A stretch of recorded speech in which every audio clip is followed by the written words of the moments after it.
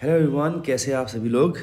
प्यारे बच्चे, आपकी स्क्रीन पर एक क्वेश्चन दिख रहा है और अगेन आप यहाँ पे पढ़ पा रहे हैं कि जेईई एडवांस 2017 में पेपर 1 का क्वेश्चन है। इनफैक्ट ये पहला ही क्वेश्चन है जहाँ तक मुझे याद है। ठीक है, तो क्वेश्चन जो है बहुत प्यारा क्वेश्चन है और मैं चाहूँगा कि जितने बच्चे चाहे वो मेंस दे रहे हों चाहे एडवांस दे रहे हों, उन सबको ये क्वेश्चन एक बार ट्राई करना चाहिए। एडवांस वालों को तो डेफिनेटली करना ही चाहिए, मेंस वाले भी इसे करें, कुछ ना कुछ सीखेंगे उससे, क्योंकि ये क्वेश्चन बड़ा प्यारा है, इसका एजेंडा बड़ा प्यारा है। ठीक है, तो पहले क्वेश्चन पढ़ते हैं हम लोग। A flat plate is moving normal to its plane through a gas under the action of a constant force F. The gas is kept at a very low pressure. The speed of plate V is much less than the average speed U of gas molecules. Then which of the following is or are true? मतलब एक से ज़्यादा correct हो सकते हैं। पहला option देखेंगे हम लोग, the pressure difference between the leading and trailing faces of the plate is proportional to UV.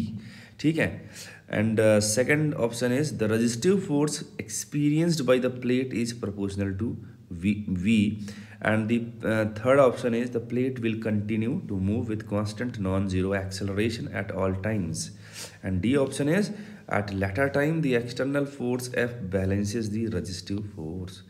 अगर हम D और C को देखें ध्यान से, इतना तुम श्योर हैं कि इन दोनों में से एक ही सही होगा, है ना।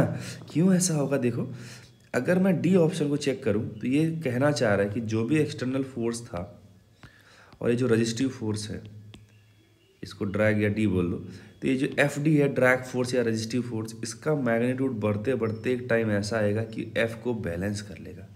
तो पूरे जर्नी में नेट फोर्स कांस्टेंट तो नहीं है ना इस पर, और नेट फोर्स अगर कांस्टेंट नहीं है, इसका मतलब हो गया कि सी ऑप्शन आपका ऑलरेडी गलत हो जाएगा अगर डी सही हुआ तो, क्योंकि सी वाले में उसने बोला है कि वो चल रहा है with non zero constant acceleration, है ना। चलो बाकी चेक करते हैं कि ए सही है कि नहीं सही है, बी सही है कि नहीं, बस सारे ऑप्शन 1 बाय 1 चेक करते हैं। आइए, ये है सोल्यूशन स्टार्ट होता है। Just you have to follow my lead बच्चे, देखना ध्यान से। ये प्लेट हमने बना दी है ऐसे, मैंने 2 केस बनाए हैं, है ना। ये 2 केस कौन से हैं सर? एक, जब ये बॉल या कोई मॉलिक्यूल टकरा रहा होगा इससे, उससे पहले का जस्ट बिफोर कोलिजन और जस्ट आफ्टर कोलिजन का बनाया मैंने, ठीक है ना। एक एक मॉलिक्यूल का दिखाया मैंने, मतलब एक मॉलिक्यूल लेफ्ट हैंड साइड से, लेफ्ट हैंड साइड, एक है RHS राइट हैंड साइड, है ना। और ये बाद वाले में लेफ्ट हैंड साइड और राइट हैंड साइड है ना। अब देखो, ये जा रहा भाई V से, इस वाले को पकड़ लो एक बार आप, है ना, लेफ्ट हैंड साइड को। हम ये मान के चल रहे हैं कि सारे कोलिजन इलास्टिक हैं, मतलब E का वैल्यू 1 आएगा, तो वो E का वैल्यू 1 आने का मतलब क्या है? Velocity of approach is equal to velocity of separation. बोलो मानते हो, है ना। अगर आप इसको देखो तो वेलोसिटी ऑफ अप्रोच क्या है? V minus you, U minus V, तभी तो टकराएगा, U माइनस V, ये वेलोसिटी ऑफ अप्रोच हो गया। सेपरेशन क्या आएगा? देखो, अगर सेपरेशन में यहाँ पहुँच जाओगे आप, तो ये वाला इससे दूर जा रहा है ना, तो ये भी इधर जा रहा है, ये इधर जा रहा है, तो ऐड हो जाएंगे, वेलोसिटी ऑफ सेपरेशन बढ़ जाएगा, तो वेलोसिटी ऑफ सेपरेशन आ जाएगा V प्लस V1, है ना। तो वही चीज़ मैंने यहाँ पे लिखा है, velocity of separation, velocity of approach. आप यहाँ से देखोगे तो जो V1 आएगा वो कितना आएगा? U माइनस 2V आएगा, है ना। तो लेफ्ट हैंड साइड के मॉलिक्यूल्स आफ्टर कोलिजन ये वेलोसिटी एक्वायर कर लेंगे। राइट हैंड साइड वाले देखो, इसको देखो, वेलोसिटी ऑफ सेपरेशन क्या हो जाएगा? दोनों ही एक दूसरे के करीब आ रहे हैं तो ये जुड़ जाएंगे, तो velocity of velocity of approach क्या हो जाएगा राइट हैंड साइड के लिए? U plus V। और वेलोसिटी ऑफ सेपरेशन क्या हो जाएगा? देखो, दोनों एक ही डायरेक्शन में जा रहे हैं, तो माइनस करोगे आप, तो आप लिखोगे V2 माइनस V। रखो जरा यहाँ पे, velocity of separation V2 minus V, velocity of approach U plus V। तो यहाँ से हमने निकाला बच्चे, तो जस्ट आफ्टर कोलिजन वेलोसिटी जो आई है वो आई हमारे पास U प्लस 2V। इतनी बात क्लियर है सर? ये चीज़ यहाँ फाइंड आउट क्यों कर रहे हो? देखो, उसके पीछे लॉजिक है कि जब हम लोग फोर्स लगाते हैं, फोर्स होता है क्या? Change in momentum in 1 second. Sir ये कौन सा फॉर्मूला है? आप लोगों ने ये तो पढ़ा होगा ना, F बराबर dP/dt या फिर डेल्टा P/ΔT, है ना। तो ये क्या कहता है? Rate of change of momentum. अगर वो डेल्टा टी को 1 रख दूँ, डेल्टा टी क्या रख दूँ? 1, तो डेल्टा पी जो होगा वो F के बराबर आ जाएगा, है ना। तो वो क्या कहता है कि टोटल नेट मोमेंटम में चेंज 1 सेकंड में जितना आएगा वही एवरेज फोर्स हो जाएगा, है ना। तो मोमेंटम में चेंज मैं पहले देख रहा हूँ एक मॉलिक्यूल का, उसके बाद अगर जैसे n नंबर ऑफ मॉलिक्यूल्स टकरा रहे हैं 1 सेकेंड में, n नंबर ऑफ मॉलिक्यूल्स टकरा रहे हैं 1 सेकेंड में, तो मैं n को अगर जो है मल्टीप्लाई कर दूं डेल्टा p से, डेल्टा p ऑफ 1 मॉलिक्यूल, एक मॉलिक्यूल के मोमेंटम में चेंज इनटू 1 सेकेंड में कितने मॉलिक्यूल्स टक्कर कर रहे हैं, अगर ये दोनों चीज़ों का प्रोडक्ट किया जाए तो टोटल मोमेंटम में चेंज आएगा 1 सेकेंड में। बात समझ में आया क्या? तो मेरा अभी एजेंडा यही है कि मैं इस चीज़ को फाइंड आउट कर पाऊँ बस। तो चलो एक एक मॉलिक्यूल का हमने पकड़ के निकाल लिया कि भैया उसका वेलोसिटी जो आएगी वो इतना आएगी। अब वेलोसिटी में चेंज देख लेते हैं हम लोग। तो change in momentum of 1 molecule of left side, इधर वाले का, तो फाइनल माइनस इनिशियल कर दोगे। फाइनल क्या था? u माइनस 2v, जो कि इस तरफ जा रहा था। बोलो देखो, ये देखो, इसमें से इसको माइनस करना है, इसकी डायरेक्शन लेफ्ट में है, इसकी डायरेक्शन राइट में है। तो इसको अगर आपने पॉजिटिव मान लिया इस वेक्टर को, तो v1 माइनस यू करोगे तो क्या आएगा? ये v1 vector minus you vector करोगे तो ये ऐड हो जाएंगे, है ना, क्योंकि दोनों का डायरेक्शन ऑपोजिट था। देखो यहाँ पे मैंने ऐड किया हुआ, देखो ये चीज़ है ना। तो u minus 2v plus you, यहाँ से हमारे पास आया delta p of 1 molecule of left hand side, 2m common आ जाएगा, u माइनस v। सिमिलरली अगर आप राइट साइड वाले को पकड़ो, इसको पकड़ो आप, तो राइट साइड वाले का v2 इधर है और इसका u इस तरफ था। अगेन आप जब इनको माइनस करोगे तो इनके मैग्नीट्यूड ऐड हो जाएंगे मोमेंटम चेंज में, है ना। तो वही किया हमने, देखो ये आया था v2, ये आया था u, ऐड कर दिया, हमारे पास ये आ गया। तो एक मॉलिक्यूल के चेंज में मोमेंटम में चेंज हमने लेफ्ट हैंड साइड वाले का निकाल लिया और राइट हैंड साइड वाले का निकाल लिया। आई होप ये बात क्लियर होगी आपको, ठीक है।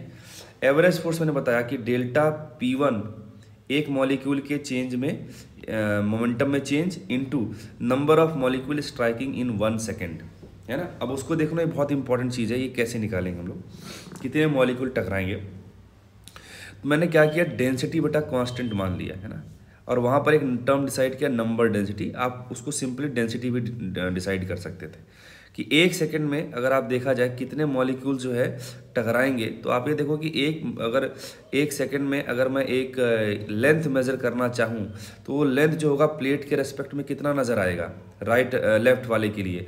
लेफ्ट वाला इधर से आ रहा था u से और ये जा रहा है कितने से, v से। तो जो रिलेटिव आपको नज़र आएगा वेलोसिटी, वो कितना नज़र आएगा, वो आ जाएगा आपका u माइनस वी, है ना। सही बात है। तो 1 सेकेंड में इतना लेंथ कवर हो सकता था।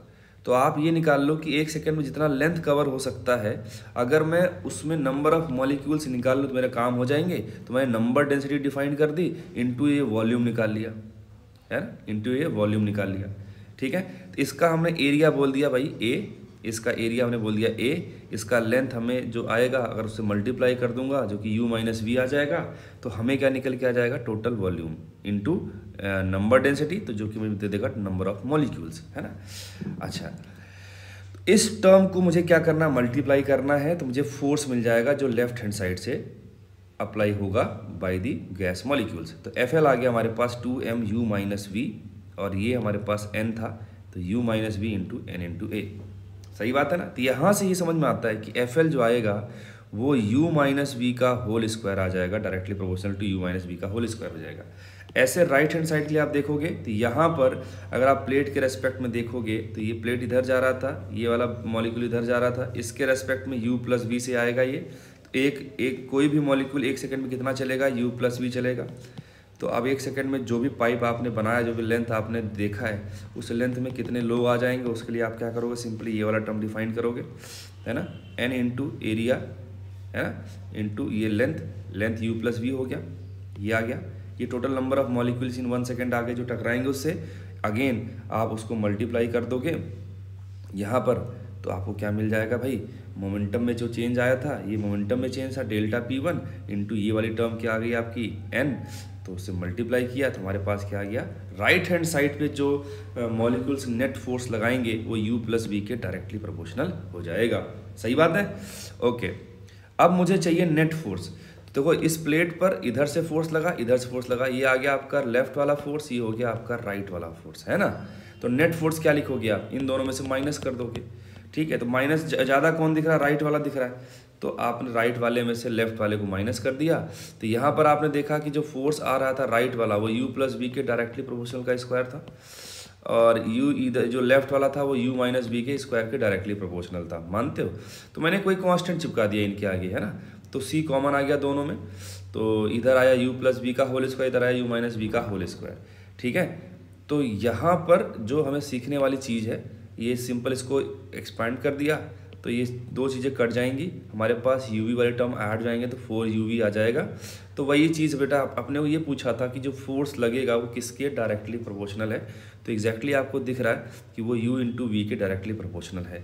मतलब अगर आप ऑप्शन नंबर ए को चेक करो, अगर ऑप्शन नंबर ए को चेक करो तो ऑप्शन नंबर ए क्या कहता है कि द प्रेशर डिफरेंस, अच्छा प्रेशर डिफरेंस पूछ रहा है। अब आप सोचो कि अगर ये जो प्लेट है, इस प्लेट का एरिया अगर S मान लिया जाए, आपने नेट फोर्स निकाल लिया, तो प्रेशर डिफरेंस क्या हो जाएगा, नेट फोर्स अपॉन एरिया हो जाएगा, है ना।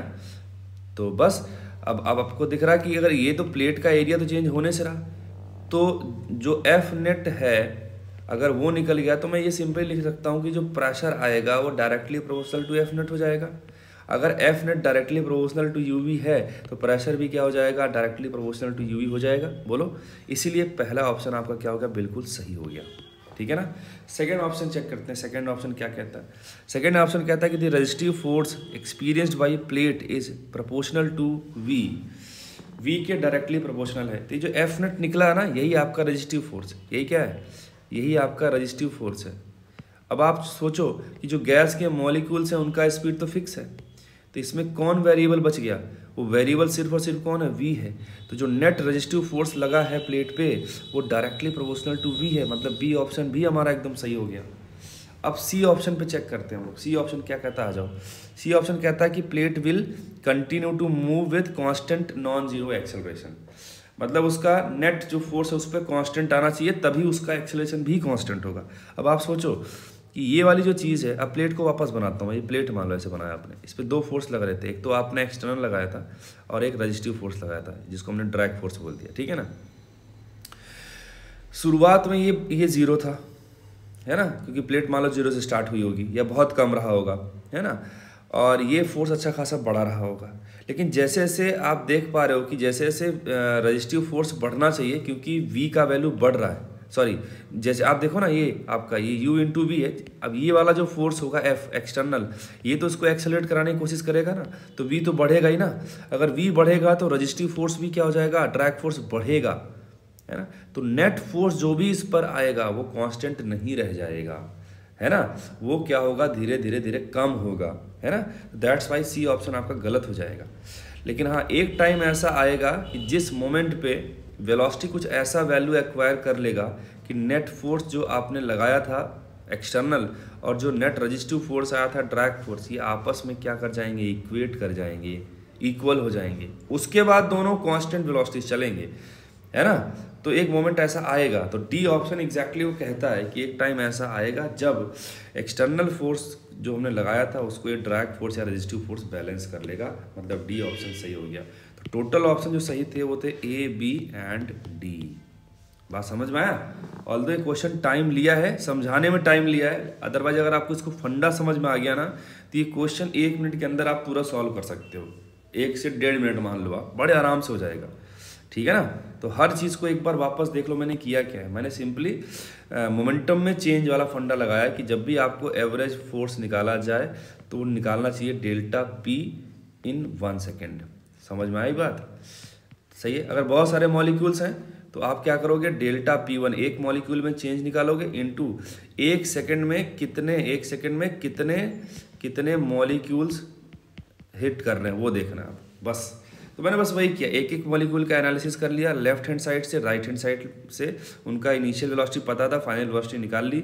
यहाँ पर हमने मोमेंटम में चेंज निकाल लिया, दोनों का मोमेंटम में चेंज निकाल लिया। उसके बाद हमें ये निकालना था कितने मॉलिक्यूल्स टकरा रहे हैं 1 सेकंड में। उसके लिए हमने ये जुगाड़ लगा लिया कि नंबर डेंसिटी कांस्टेंट मान लो, तो 1 सेकंड में कोई मॉलिक्यूल कितना चलेगा प्लेट के रेस्पेक्ट में, क्योंकि टकराना तो प्लेट से ही है ना। तो लेफ्ट हैंड साइड वाले के लिए वो देख लिया, राइट हैंड साइड वाले के लिए देख लिया। तो वहाँ से हमने क्या निकाल लिया बेटा, फोर्स निकाल लिया लेफ्ट हैंड साइड से और राइट हैंड साइड से, सही है ना। अब फोर्स आ गया तो नेट फोर्स निकाल लिया इन दोनों का डिफरेंस से, तो नेट फोर्स आ गया, फिर प्रेशर आ गया, नेट फोर्स आ गया, फिर प्रेशर आ गया। प्रेशर क्या होता है, सिंपली F अपॉन एरिया, तो वो आ गया। उसके बाद तो सारे हमने देख ही लिया। तो ये रहा बेटा आज का बेहतरीन क्वेश्चन, और इसको आप लोग जो है आई होप एंजॉय किए होंगे।